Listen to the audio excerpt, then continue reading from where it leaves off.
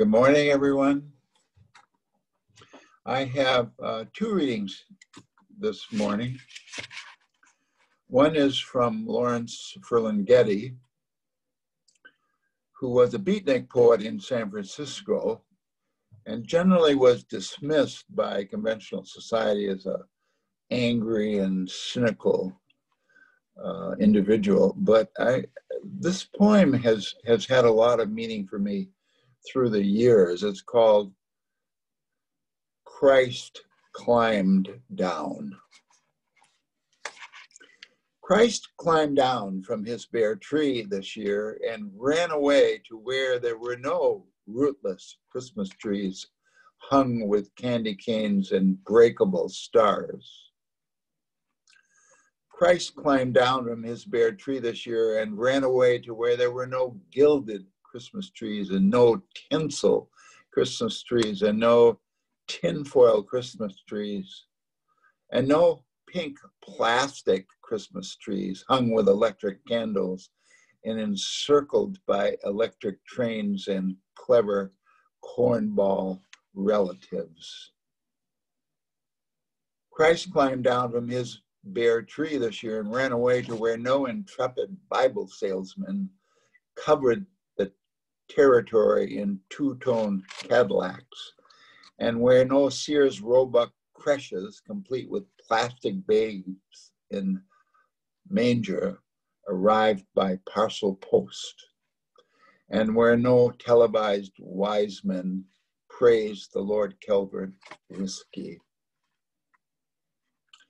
Christ climbed down from his bare tree this year and ran away to where no handshaking stranger in a red flannel suit and a fake white beard went around passing himself off as some kind of North Pole saint, crossing the desert to Bethlehem, Pennsylvania in a Volkswagen sled and bearing sacks of Cumble gifts from Saks Fifth Avenue for everybody's imagined Christ child. Christ climbed down from his bare tree this year and ran away to where no Bing Crosby carolers groaned of a tight Christmas, and where no Radio City Angels ice skated wingless through a winter wonderland into a Jingle Bell heaven daily at 8:30 with midnight mass matinees.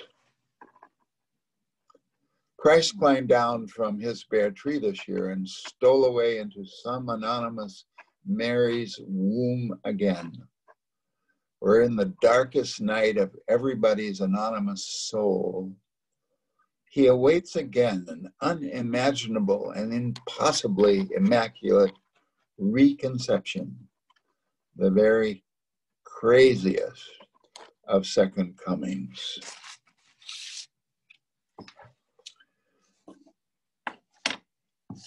The second reading is a little piece that was given to me by Katie Dahl a number of years ago when she and Rich were playing for an Advent service. She said it was one of her favorite Advent poems by Madeleine L'Engle, entitled After Annunciation. This is the irrational season when love blooms bright and wild. Had Mary been filled with reason, there would have been no room for the child. This is the irrational season when love blooms bright and wild. Had Mary been filled with reason, there'd have been no room for the child. Some of you might know that the Puritans banned Christmas for a number of years, and some people thought that it was because they were so against anything that smacked of joy and kind of something of a festival nature, that it wasn't part of who they were. And H.L. Mencken some of you would know, defined Puritanism as the haunting fear that somewhere, someplace, somebody might be happy. But I rather think that the Puritans were aware of how easily the holy season, the holiday season, could be desecrated, as it certainly is today. So the sermon title this morning is called The Recovery of Mystery. Now, it's important in a way to understand that Christianity was really a part of a large group of what were known as mystery religions that grew up around the Mediterranean basin. And for at least 200 and probably more years, the cult of Mithra was its chief antagonist and competitor, and almost succeeded in doing away with Christianity. So these mystery religions all had a savior, God, and the hero of the religion. And if you heard the message, found the person, engaged in the ritual, you would find a form of what at that time was called salvation, a certain sense of wholeness. Now, it seems to me important that we often forget to realize how recent our knowledge of so much of the world is. Maybe 300 or 400 years at the best, when we discovered through the Age of Enlightenment in the 17th century, elementary things about ourselves, like the circulation of the blood, the nature of our heart, the function of the brain, the discoveries about the size of the universe, our relationship of the sun to the earth. And it was during this time that we began to realize that the Bible was a historical document written by human beings and subject to biases and prejudice and people writing with axes to grind, and inherited notions that had existed for hundreds of years. Shirley Jackson Case, who was a religious historian at the University of Chicago a long time ago, used to say that in ancient times, the sky hung low. In ancient times, the sky hung low, and then it was filled with mystery and demons and powers, and that everything essentially that happened in the form of anybody's life was due and attributed to the work of the divine or to the work of God. But in recent years, of course, mystery has greatly diminished. The more we throw the light of our knowledge into the darkness, the further we push back the area of mystery. If you are a gardener, for instance, or a farmer, you need to know about the soil conditions and the kind of care your particular crop that you are growing needs. You don't assume that by marching around your garden or your field and beating drums and singing that you are going to in some way improve the harvest. I'm not against that. I think if that's a way you re-enchant your life, then you should go ahead and do it. And you wouldn't assume that if you had sexual relationships in your field that you were going to improve the fertilization of the seeds. You need to know something about your car. You don't necessarily think that holy beads and crucifixes on your dash are going to somehow make you feel, they may make you feel safer, or that it's going to protect you in some way of a mechanical failure. As Rick Warsh used to say, I remember one sermon, God has more important things to do than taking care of your car, or in his particular case, helping a football kicker kick an extra point or a field goal, or a basketball player making a free shot, throw shot. So the fact of the matter is that oftentimes manipulation comes through mystery to the control of other people. It was used for centuries by magicians, priests, shamans, the lords of the manor, who played on people's fears and ignorance and superstition. And so so much of the mystery of the church and its history has been built on keeping the skies low, of keeping them under the control of the hierarchy of the church. That wonderful scene in Dostoevsky's The Grand Inquisitor, when Jesus comes back to earth and he's immediately imprisoned by the church authorities, and the cardinal comes to visit him, and he says to Jesus, we don't want anything of which you have to offer. Your lifestyle, your tenderness, forgiveness, turning the other cheek, that doesn't belong in the church anymore, the cardinal says. We know what people need and what they want, and we're going to give it to them. What they want is miracle, mystery, and magic. So there are evils to mystery. You may think of others, and there are certainly many more. But paradoxically, life is essentially mystery. Goethe, the German poet, philosopher, said, life is essentially mystery. Awe is the finest portion of mankind. Mystery ought not to be dependent on ignorance.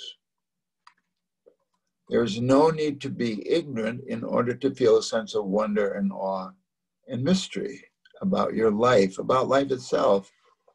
Of all the things I know and love about life, they are filled with mystery.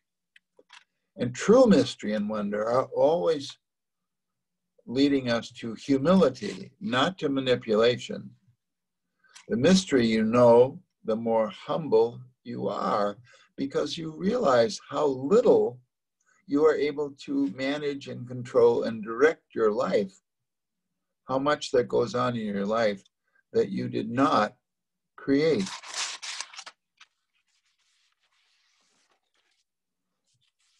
I'm talking in so many ways about the simple things about our life, simple, wonderful, everyday things, things that are not changed by knowledge. It's a quality of being that looks at all things that surround us and all the things that occur in a given day or year and find them just such filled with wonder. I'm reminded oftentimes, and I keep a copy handy on my desk of Margaret Wise Brown's little piece that was written in 1947 called Goodnight Moon. And it's about the animation of all the things that are, and essentially in her words, are all alive in this room. In the great green room, there was a telephone and a red balloon and a picture of the cow jumping over the moon. And there were these little bears sitting on chairs, and two little kittens and a pair of mittens, and a little toy house and a young mouse, and a comb and a brush and a bowl full of mush, and a quiet old lady who is whispering, hush. Good night, room. Good night, moon. Good night, cow jumping over the moon. Good night, light in the red balloon. Good night, bears. Good night, chairs. Good night, kittens and good night, mittens.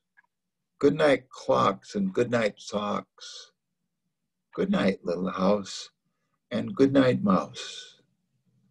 Good night, comb and good night, brush. Good night, nobody. Good night, mush. And good night to the old lady whispering, hush. Good night, stars. Good night, air. Good night, noises everywhere.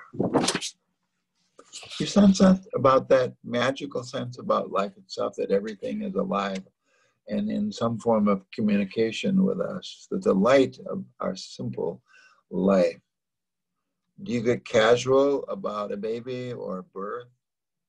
You remember the story and the description of a birth in the gospel according to Luke. And so it was while they were there, the days were accomplished that she should be delivered. And she brought forth her firstborn son and wrapped him in swaddling clothes and laid him in a manger because there was no room for them in the inn. No scene is more vivid during the Christmas season. In the year of the Common Era, tax was imposed on the province of Judea. Essentially, it was a war tax imposed by the Roman government.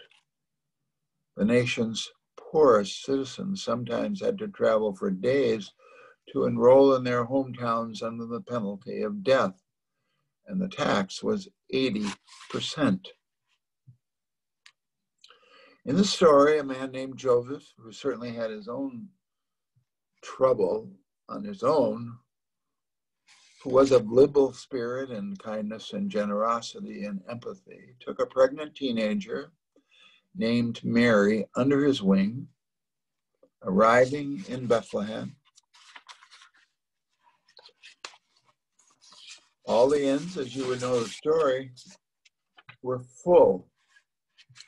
So they had to find shelter where they could, where the poor still have to find shelter.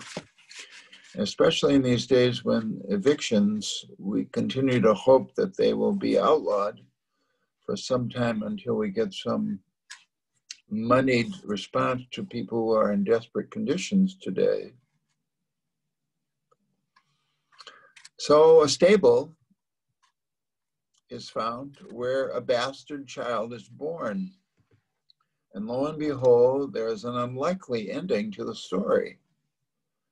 For the child born of the poorest of the poor in the Christian tradition becomes the child of hope. Now, a skeptic might argue that this is only a good legend. Luke is notoriously fictional. The story is not found in any of their other gospels, and the birth is not found or even mentioned in the letters of Paul. In fact, we do not know when or where the child was born, since the scriptures themselves are not in agreement. Christmas is devised from a fable.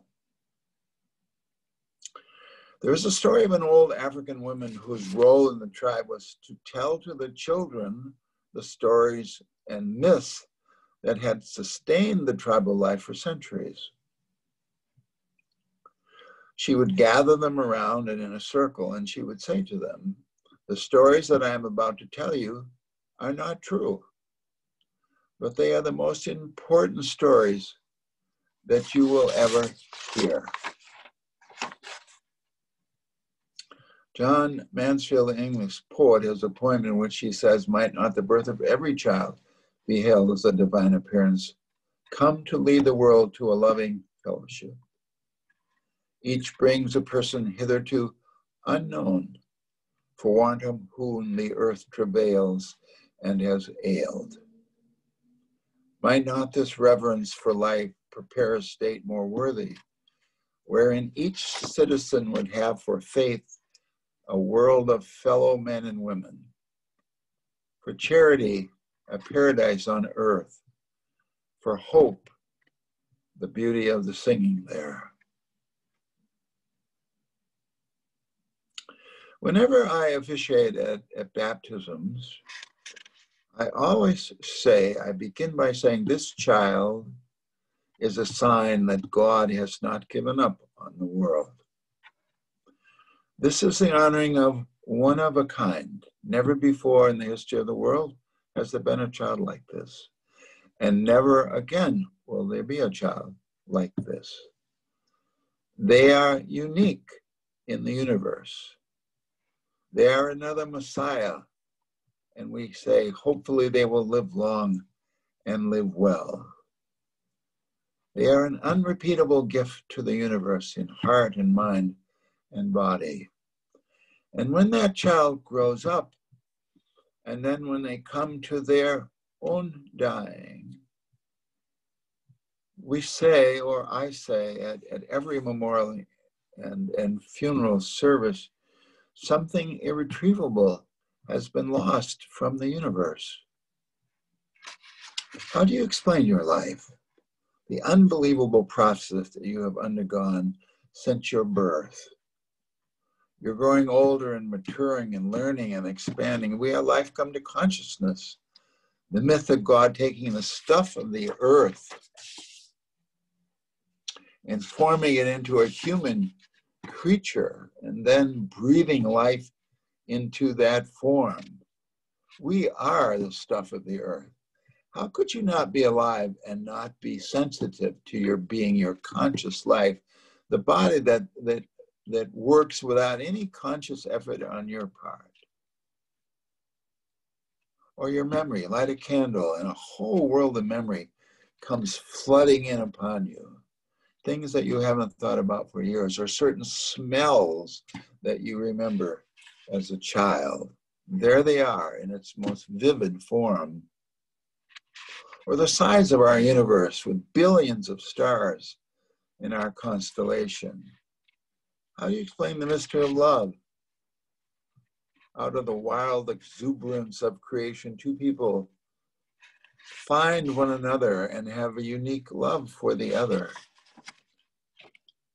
Or a frosty morning, or fresh snow-covered trees, or the smell of bread breaking and baking. The whole world covered with frost, pearls on every tree and bush. The smell of bed sheets having been dried on a line outside and put on the bed the first night you sleep within them and under them. The Christmas season is a time to remind ourselves of the miracle of life and the unbelievable mystery of our being.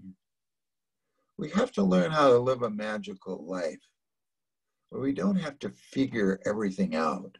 We are so conditioned to think about explanations. We look for causes and effects.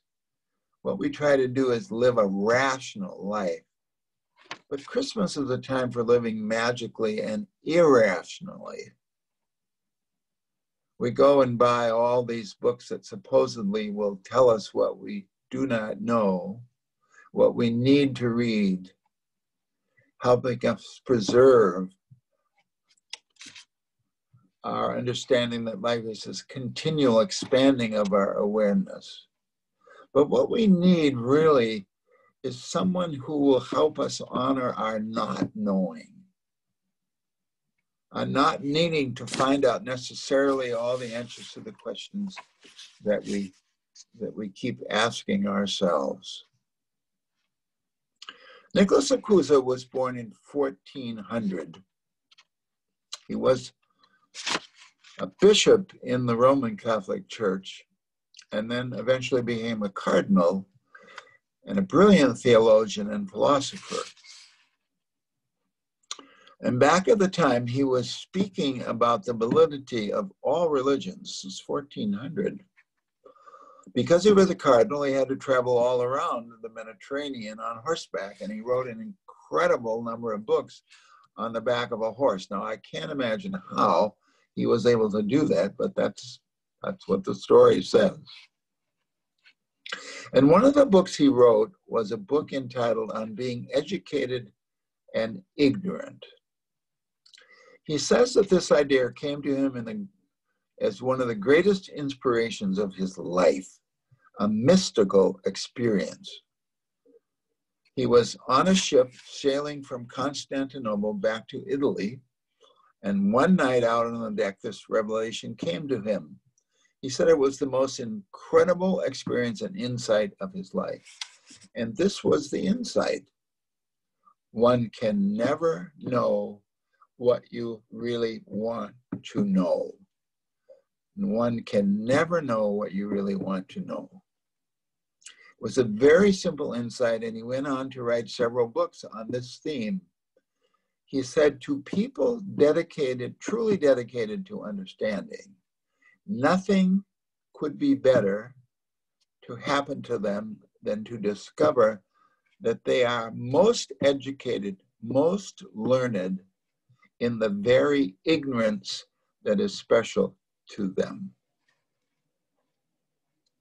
Such people will be educated or learned the more they really realize their own ignorance. The ignorance that is special to you. This is not just a general idea of being ignorant. What is your special ignorance? Where do you most lack confidence? Where do you most feel inferior? These are some of your greatest gifts, these special places. Not being confident has so much to teach us. Realizing that everything is uncertain in your life. If you have all the confidence, there's little room for magic, because magic comes principally through the cracks of our weaknesses. Jung said that the psyche moves at the weakest point. Paul, the apostle, said, when I am weak, then I am strong. Something you do not know, hold that without judgment. Here is something I can't do. Honor it, respect it, make it your koan. Don't try to figure it out. Meditate and reflect on it your whole life. That's the opening of magic. It's more a surrendering to life. Magic is not a willful thing, I don't think. It's more an irrational way of living, an impractical thing. That's why it's such a threat to the world. Thomas More, the monk turned psychotherapist, says balance is not a soul world. The soul or magical life always comes and works in extremes. You don't have a clue where you're going. Indeed. So you give your life up to some form of irrationality. Alfred North Whitehead, the philosopher, said that the Greeks had the genius to be astonished. The world awaits to be marveled at. Angels still sing, and the earth is crammed with wonder in every event of our life, if we have eyes to see it. So happy Hanukkah, Merry Christmas, and may God bless us all. Amen.